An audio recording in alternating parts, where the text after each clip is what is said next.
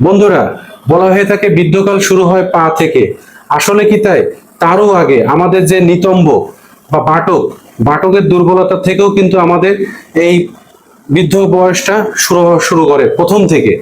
আমরা যদি পিছনে ফিরে তাকাই, 10-15 বছর আগে শুধু হাঁটুর ব্যথা হতো, হাঁটু থেকে আমাদের হাঁটুর অর্থরাইটিস হতো, এই প্রবলেমটাই ছিল। কিন্তু বর্তমানে দেখা যাচ্ছে যে করোনা আসার পর থেকে আমাদের মধ্যে এই নিতম্বের সমস্যাটা বা বাটকের সমস্যাটা বেশ আকারে হয়ে গিয়েছে। কিন্তু আমাদের দেশে এই নিতম্ব বা বাটকের সমস্যাটা কিন্তু ছিল না। এটা ছিল হচ্ছে আমাদের বিদেশে যদি তাকায়, বিদেশিরা যারা ইউজ করে তারা হচ্ছে কমোড ইউজ করে, হাই কমোড ইউজ করে, বেশিরভাগ সময় চেয়ারে বসে কাটায়। এরপরে তারা কি করে, তারা সোফায় বসে কাটায়।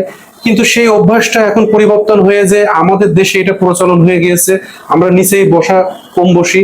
যার জন্য এখন আমাদের মধ্যে এই দেখা যাচ্ছে যে আমাদের যে নিতম্বের সমস্যাটা, এই সমস্যাটা এখন এখানকার নিতম্ব অর্থাইটিসটাও আমাদের মধ্যে বিস্তার আকারে ধারণ করছে।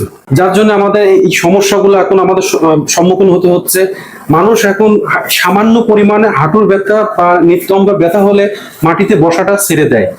আপনারা কি একটু খেয়াল করে দেখেছেন, আমরা যখন এভাবে বসি বা এভাবে হাঁটু মোড়াতে বসি বা এভাবে যখন দাঁড়াই, যখন আমরা বসি তখন কি হয়, আমাদের এই হাঁটু এবং আমাদের বাটু বা নিতম্বের মাংসপেশি বা লিগামেন্ট গুলো এত ফ্লেক্সিবল হয় এবং মাংসগুলো অনেক সক্ষম হয়, কর্মক্ষমতা বেড়ে যায় এবং হাঁটুতে একটা টান পড়ে বা মাংসপেশিগুলো টান পড়ে, যার ফলে আমাদের কিন্তু কার্যক্ষমতা বেড়ে যায়।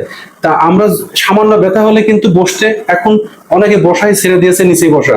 তো অবশ্যই আপনি এভাবে যখন উঠবেন আর বসবেন তখন দেখবেন আপনার হাঁটু কর্মক্ষমতা অনেক বেড়ে যাবে, আপনার রক্ত ব্লাড সার্কুলেশন বেড়ে যাবে, আপনার হাঁটু এবং নিতম্বের ভারসাম্য বা ব্যালেন্সটা অনেক বেড়ে যায়। যখন আমরা মাটিতে উঠবোস করছি বা মাটিতে বসছি তখন কিন্তু আমাদের ব্যালেন্সটা খুব সুন্দর হওয়া শুরু হয়ে যায়। যার জন্য আমরা কি করছি, এই বসার ফলে আমাদের যে পায়ের একটা স্ট্রেস পাচ্ছে, এই স্ট্রেসটা যখনই হচ্ছে তখন আমাদের কর্মক্ষমতা বেড়ে যাচ্ছে, অক্সিজেনও বেড়ে যাচ্ছে। তাই এখনকার সমাজে বা এখনকার বর্তমান যে পরিস্থিতি, এইগুলো মানুষের মধ্যে একেবারেই কমে গেছে। নিচেই বসা, একেবারে মাটিতে বসা একেবারেই কমে গেছে। যার জন্য আমাদের এই হাঁটুর ব্যথা এবং নিতম্বের ব্যথা একটা কমন সমস্যা হয়ে দাঁড়িয়েছে। শুধু তাই নয়, আমাদের অ্যাঙ্কেলের ব্যথাও কিন্তু এখন প্রচন্ড আকারে দেখা যায়। এই বসা, নিচে বসতে না পারাটার জন্য অ্যাঙ্কেলও ব্যথা হচ্ছে। এরপরও দেখা যাচ্ছে যে আমরা প্রতিদিন ঘন্টার পর ঘন্টা সোফায় বসে সময় কাটাচ্ছি, চেয়ারে বসে সময় কাটাচ্ছি, বা কেউ টেলিভিশন দেখে যাচ্ছি। এরপরে অফিসে যারা চাকরি করছে তারা ঘন্টার পর ঘন্টা চেয়ারে বসে কাজ করছে, তারা এই মুভমেন্ট গুলো একেবারেই করছে না। এরপরে আবার দেখা যাচ্ছে যে মানুষ বাইরের ফাস্ট ফুড খাওয়া খুবই পছন্দ করছে, হেলদি খাবারগুলো খাচ্ছে না। তারা তাদের পছন্দের মতো যা খুশি তাই বাইরে থেকে কিনে খাচ্ছে। যার জন্য আমাদের নিতম্ব এবং হাঁটুতে খুব তাড়াতাড়ি এই সমস্যাগুলো চলে আসছে। এরপরে আবার কি হচ্ছে, মানুষের অতিরিক্ত পেট, ভুঁড়ি মোটা হচ্ছে, পেট মোটা হচ্ছে, যার ফলে ওজন বৃদ্ধি পাচ্ছে এবং এই অতিরিক্ত ওজনটার জন্য তার এক্সট্রা একটা প্রেশার নিতে হচ্ছে। কোথায়? আগে আমার নিতম্বকে এই প্রেশারটা নিতে হচ্ছে। যার জন্য নিতম্বের এই আশপাশে যে লিগামেন্ট গুলো আছে সেগুলো দুর্বল হয়ে যাচ্ছে, মাংসপেশি দুর্বল হয়ে যাচ্ছে, খুব তাড়াতাড়ি নিতম্বের সমস্যা দেখা দিচ্ছে। যাদের নিতম্বে আর্থ্রাইটিস বা এভিএন এর সমস্যা আছে তারা তখন চেয়ার থেকে ওঠার সময় অনেকক্ষণ বসে বসে চিন্তা করে কিভাবে উঠবে, ঠিক এরকম করতে থাকে। এভাবে করতে করতে হাঁটুর উপরে হাত দেয়, হাত পেশাতে দেখবেন, আপনি একটু লক্ষ্য করবেন, ঠিক এইভাবে খুব কষ্ট করে উঠে দাঁড়াতে পারে এবং উঠে কি করে, সাথে সাথে আবার চলতে পারে না। এই চলতে না পারাটা তাদের এই আর্থ্রাইটিসের প্রবলেম, যে নিতম্বে যে প্রবলেমটা থাকে, এটা তখন এত উইক থাকে বা দুর্বল থাকে লিগামেন্ট গুলা, যার জন্য সে অনেকক্ষণ ভাবে পাটা কিভাবে ফেলবে। তখন দেখা যাচ্ছে অনেকের কাছে যদি লাঠিও থাকে, একটা স্টিক থাকে, সেই স্টিকের উপর বল দিয়েও সে হাঁটতে গেলেও হাঁটতে পারে না। তখন কি হয়, কারণ এখানে অনেক স্টেপনেস চলে আসে, স্টেপনেস চলে আসে এবং জড়তা থাকে, সব দুর্বল থাকে। তখন যদিও হাঁটে দেখবেন যে এভাবে পাটা মাটির থেকে তুলতে পারে না, এভাবে ঘেসে ঘেসে হাঁটা শুরু করে, ঠিক এভাবে ঘেসে ঘেসে হাঁটে। অনেক ক্ষেত্রে দেখা যায়, আপনারা দেখবেন এভাবে দুই তিন কদম হাঁটার পরে পাটা দূরেও নিতে পারে না, কারণ পা যেভাবে নিতে হবে এইভাবে পা নিতে পারে না। তারা কিন্তু পা না নিতে পারে এভাবে নিজেকে এভাবে টেনে টেনে হাঁটতে থাকে এবং 2-1 কদম যাওয়ার পরে আবার দেখবেন তারা থেমে যায়। কারণ তার ওখানে অনেকে থেমে যায়, আবার অনেকে ওখানেই পড়ে যায়। তাই এই ছোট ছোট পা ফেলে বা পা মাটির সাথে ঠেসে ঠেসে হাঁটা শুরু করে, তখন সে দ্রুত হাঁটতে পারে না, বা হাঁটলেও 1 মিনিট হাঁটে। এই যে দুর্বলতাগুলো তখন তার চলে আসে, সেই মাংসপেশি দুর্বল হয়ে যায়, হাঁটুর মাংসপেশি দুর্বল হয়ে যায়, কোমরের বা বাটকের মাংসপেশি দুর্বল হয়ে যায়। তাই এই সকল সমস্যা থেকে বেরোতে হলে অবশ্যই অবশ্যই তাকে নিয়ম মাফিক তাকে এক্সারসাইজ করতে হবে। যদি এক্সারসাইজ না করে তাহলে এই সমস্যা থেকে মুক্তি পাবে না। তো সঠিকভাবে যদি এক্সারসাইজ গুলো করা হয় তাহলে মাসল গুলো স্ট্রং হবে এবং সেই জড়তা থেকে বা এই সমস্যা থেকে মুক্ত হতে পারবে। এরপরে আরেকটা সমস্যা দেখা যায়, সেটা হচ্ছে গ্রোয়িং প্রবলেম। সেটা হচ্ছে আমাদের যে জঙ্ঘা দুই পাশ থেকে আমাদের যে ব্যথা হয় অনেকের, এই ব্যথাগুলো যখন অনেকের হয় তখন তারাও কিন্তু স্টেপনেস এত থাকে, তারা দেখছে যখন হাঁটতে পারে না, তখন এইভাবে হাঁটতে হাঁটতে 1-2 মিনিট হাঁটার পর অনেকে কিন্তু এত শক্ত বা লক হয়ে যায় যে তারা কিন্তু পড়েও যায়, অনেক সময় পড়ে যায়। যদি আপনার ডাক্তার আপনাকে যদি বলে থাকে আপনি নি অর্থারাইটিস আছে এবং আপনার হিপেও অর্থারাইটিস আছে, কিন্তু আপনি এই মুহূর্তে অপারেশন করতে চাচ্ছেন না, তাহলে অবশ্যই অবশ্যই আপনাকে এক্সারসাইজ করতে হবে। আর আপনারা যখনই এই এক্সারসাইজ শুরু করবেন তখনই আপনার নিতম্বের মাংসপেশি, হাঁটুর মাংসপেশি মজবুত হওয়া শুরু হবে। অনেকে আছে 3-4 বছর কোনো অপারেশন করবেন না, তার জন্য কিন্তু এই এক্সারসাইজ গুলা অনেক জরুরি। আবার অনেকের আছে আর্থ্রাইটিসের প্রবলেম নাই, তাদের এমনি চলাফেরা করতে সমস্যা হয়, ইমব্যালেন্স থাকে, তারা যদি এই এক্সারসাইজ গুলো করে থাকেন, আজকে আমি যে এক্সারসাইজ দেখাবো, তাহলে তাদের এই সমস্যাগুলো থেকে বেরিয়ে আসবেন এবং আপনার চলাফেরা সুন্দর হবে এবং আপনার মাসল গুলো অনেক স্ট্রং হবে। আপনার মাসল গুলো স্ট্রং হবে, আপনার নিতম্বে বা সুজন বা ফোলা থাকে বা আপনার হাঁটুতে যদি ফোলা থাকে সেই ফোলাগুলো কমে যাবে। আপনি যখন এই এক্সারসাইজ গুলো শুরু করবেন আপনার পা মাসল গুলো মজবুত হবে, আপনার নিতম্ব মজবুত হবে, মাংসপেশি গুলো বা মাসল গুলো মজবুত হবে এবং আপনার যে পা ফেলানোর স্টেপ গুলা খুব সুন্দর হবে, আপনি সুন্দর করে পা ফেলতে পারবেন। এবং আপনি কয়েকদিনের মধ্যে যদি প্র্যাকটিসটা সঠিকভাবে করতে পারেন বা এক্সারসাইজ সঠিকভাবে করতে পারেন, তাহলে দেখবেন যে আপনি নিজেকে যুবক ভাবতে শুরু করবেন। আর যারা আমার এই চ্যানেলে আজকে নতুন আছেন তারা অবশ্যই অবশ্যই আমাকে বন্ধু বানিয়ে নেবেন এবং আমার এগুলো অবশ্যই অবশ্যই আপনাদের বাবা মা বা বন্ধু বান্ধব যারা দূরে থাকে তাদেরকে শেয়ার দিবেন, বেশি বেশি লাইক দিবেন, কমেন্টস করবেন এবং পুরাতন বন্ধুদেরকে আন্তরিক ধন্যবাদ ও শুভেচ্ছা।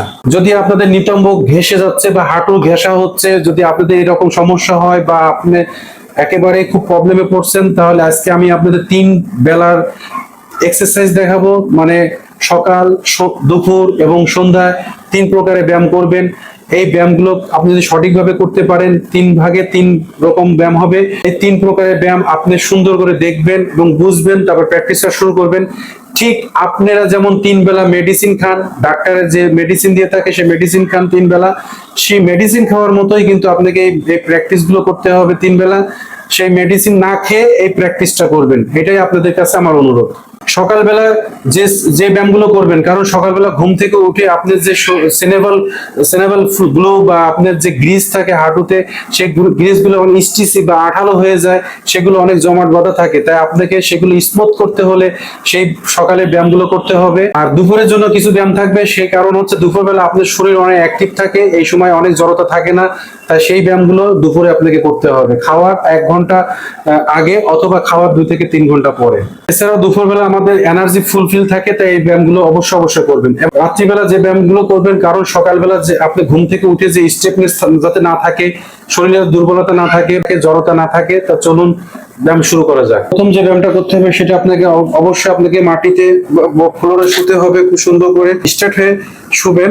শোয়ার পরে আপনার 2 পা এভাবে ফাঁকা রাখবেন, আপনাকে এভাবে শুতে হবে, এভাবে স্ট্রেট হয়ে শুতে হবে, শুয়ে 2টা পায়ের মাঝখানে ফাঁকা রাখার চেষ্টা করবেন এবং আপনাকে অবশ্যই ধীরে ধীরে পা দুটো এভাবে আপনাকে যতটুকু বাইরে নিতে পারেন ঠিক নেওয়ার চেষ্টা করবেন। আপনি আপনার সাধ্য মতো করবেন, আবার ধীরে ধীরে ধীরে ধীরে ভিতরে আনার চেষ্টা করবেন, ঠিক এইভাবে। আবার আপনি এভাবে নিজের পা দুটো ধীরে ধীরে ধীরে ধীরে বাইরের দিকে নেওয়ার চেষ্টা করবেন, এতে আপনার পায়ের জড়তা কাটতে শুরু করবে এবং আপনি নিতম্বের এখানে নিচে একটা মাসল টান লাগবে এবং স্টেপনেস থাকলে সেটা কাটতে সহায়তা করবে। ঠিক এইভাবে আপনি জোর করবেন না, যেখানে ব্যথা পাবেন ওখানে থেমে যাবেন, আবার সেখান থেকে আপনি পাটা ধীরে ধীরে ধীরে ধীরে আবার নিয়ে আসবেন। এভাবে যদি করতে সমস্যা হয় তাহলে আপনি অবশ্যই হাতটা এভাবে দিতে পারেন, হাত দিয়ে ধরে এভাবে হাত দিয়ে ধরে নিজে নিজে এভাবে করবেন, কারো সাহায্য নেওয়ার দরকার নাই। যদি কেউ থাকে তার দিয়ে করে নেবেন, সাপোর্ট নেবেন। তা আপনি নিজে নিজে ভাবে করবেন, আবার হাত দিয়ে বা প্রেশার দিয়ে ঠিক এইভাবে করবেন। এভাবে অবশ্যই অবশ্যই আপনি 25 থেকে 30 বার, প্রথমে 10 থেকে 15 বার, এবার কাউন্টিং বাড়াতে থাকবেন। এভাবে যত আপনি সময় দিতে পারবেন ততই আপনাকে ভালো হবে।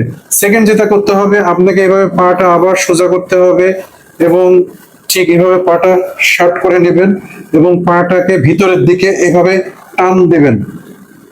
টান দিয়ে পাটাকে ধীরে ধীরে ধীরে ধীরে আপনি যতটুকু পারেন তুলবেন, তুলে এখানে একটু হোল্ড করবেন, 5 সেকেন্ড হোল্ড করবেন, মনে মনে কাউন্ট করুন, করে আবার ধীরে ধীরে ধীরে ধীরে নিচে নামাবেন। ঠিক এইভাবে এইভাবে করবেন, এভাবে কাউন্ট করবেন, আবার তুলবেন, ঠিক এভাবে তুলে আবার হোল্ড করবেন 5 সেকেন্ড। হোল্ড করার পরে আপনি যখন করবেন তখন আপনার থাই মাসল, আপনার হিপ, আপনার এইগুলা খুবই অ্যাক্টিভ হবে। আপনি তখন ব্লাড সার্কুলেশন বৃদ্ধি পাবে এবং আপনার পায়ের যে অবশ্যই অবশ্যই দুটা পাতে করতে হবে। ঠিক আপনি যে পায়ে সমস্যা সে পা করবেন, অপর পা করবেন, পা দিকে টান দিয়ে এভাবে হোল্ড করবেন, আবার নিচের দিকে নামাবেন। ঠিক এভাবে হোল্ড করবেন, 5 সেকেন্ড হোল্ড করবেন, আবার ধীরে ধীরে করবেন, কোনো তাড়াহুড়া করবেন না। প্রত্যেকটা ব্যায়াম আপনি মেডিসিন যেমন খেতেন, মেডিসিন খাওয়ার মতোই কিন্তু আপনাকে করতে হবে, সময় দিতে হবে। ঠিক এইভাবে আবার তুলবেন, এইভাবে কিন্তু আপনাকে প্রত্যেকটা এক্সারসাইজই কিন্তু আপনাকে করতে হবে 25 থেকে 30 বার, প্রথমে 10 থেকে 15 বার।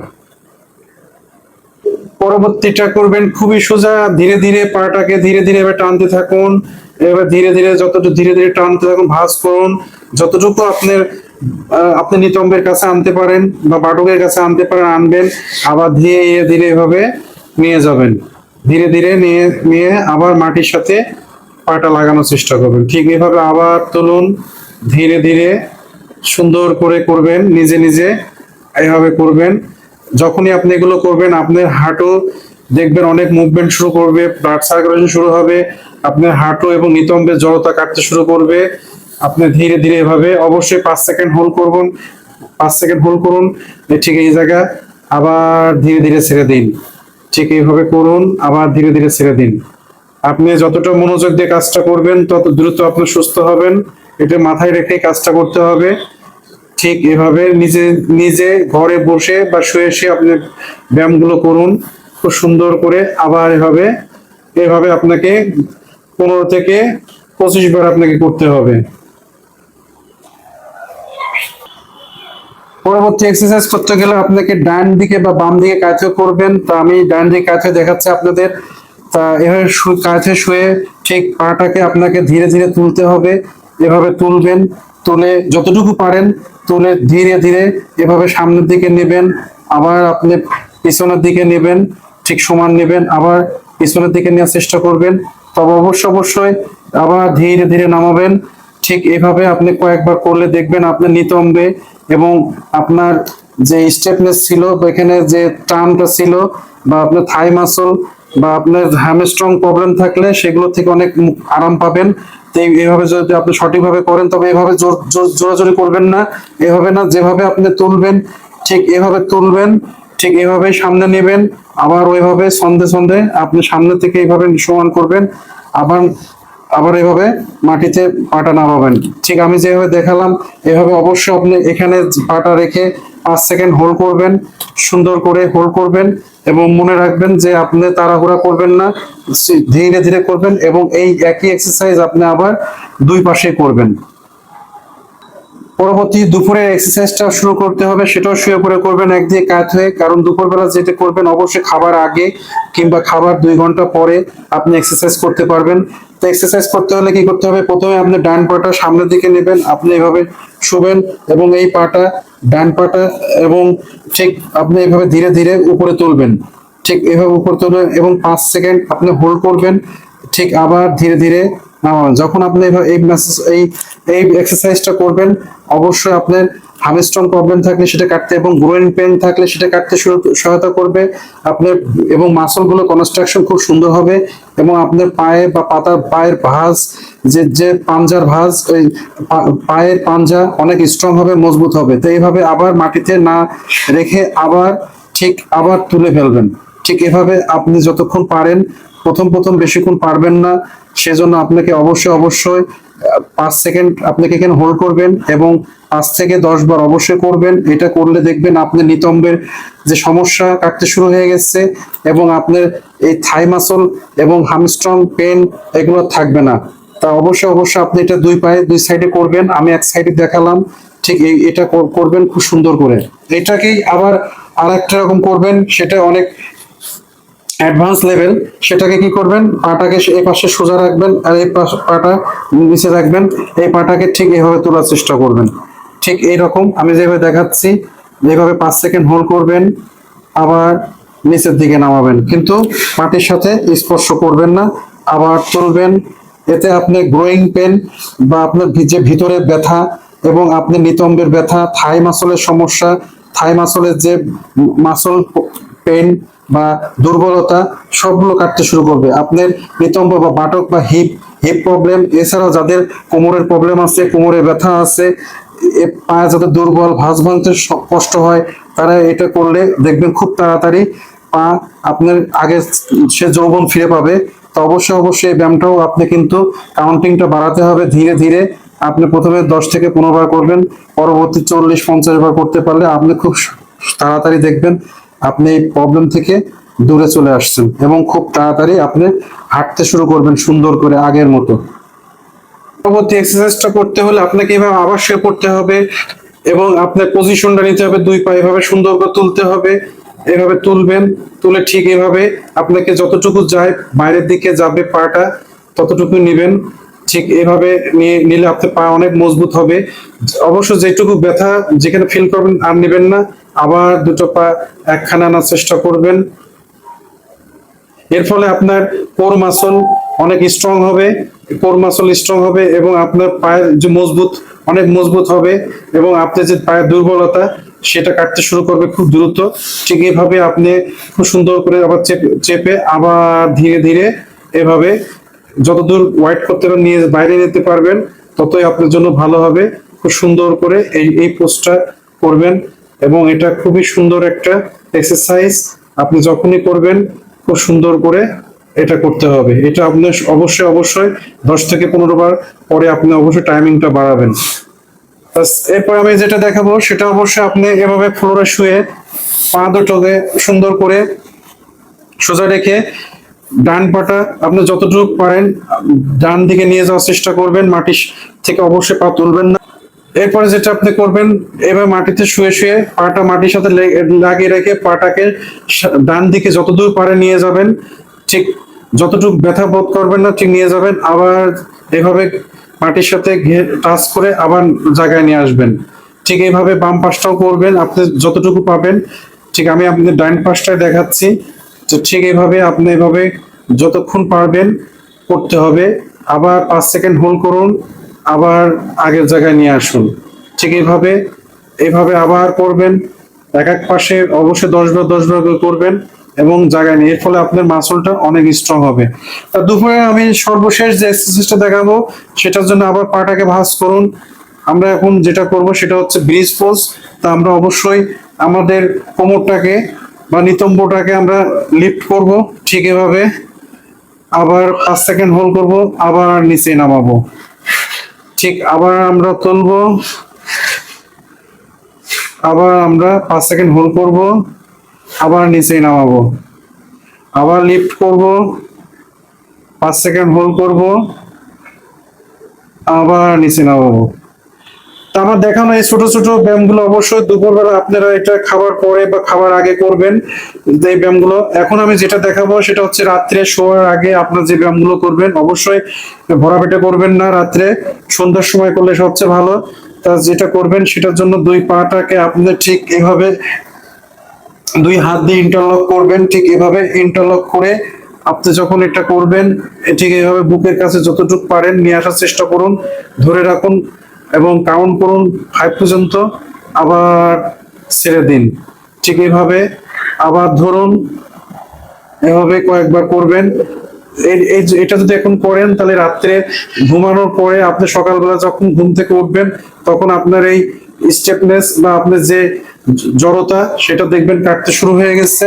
এবং আপনি সকালবেলা এটার পরে এটা অবশ্যই 5 থেকে 10 বার করবেন আমি যেটা দেখালাম। এরপরে যেটা করবেন সেটা হচ্ছে বাম পায়ের উপরে ডান পাটা রাখবেন, রেখে খুব সুন্দর করে 2 হাঁটু ধরবেন, 2 হাত দিয়ে ধরে ভিতরের দিকে টানার চেষ্টা করবেন। ঠিক এইরকম যখন করবেন আপনার এই মাসল গুলোতে, আপনার যে হামস্ট্রং মাসল বা আপনার যে নিতম্বে, এখানে মাংসপেশি অনেক প্রেশার পড়বে এবং আপনার সকালে যে আঠালো ভাব থাকবে গ্রিজে সেনেবল ফ্লুইড সেটা খুব ভালো থাকবে, পা জড়তা থাকবে না, স্টিফনেস কেটে যাবে এবং ঘুম থেকে উঠে আপনার সেই সমস্যাটা থাকবে না। তা আপনি অবশ্যই এটাকে রিপিট করবেন কয়েকবার। ঠিক এইভাবে টানতে থাকবেন খুব সুন্দর করে ধীরে ধীরে নিজে সাধ্য মতন যেখানে ব্যথা লাগবে। এই ফলে আপনার এই ভিতরের সাইড অনেক অনেক অনেক প্রেশার পড়বে, তা আপনি খুব দ্রুত সমস্যা থেকে মুক্তি লাভ করবেন। পাটা আবার চেঞ্জ করবেন, অবশ্যই চেঞ্জ করবেন। এভাবে ধরবেন, ধরে ভিতরের দিকে টানার চেষ্টা করবেন, যতদূর পারবেন টানতে থাকবেন। আবার স্লোলি আবার ছেড়ে দিন। ঠিক আবার এভাবে ভিতরের দিক টানতে থাকুন, যতটুকু পারেন টানতে থাকুন, আবার ছেড়ে দিন। আপনি এইভাবে এই দুটো এক্সারসাইজ অবশ্যই আপনার শুতে যাওয়ার আগে করতে হবে।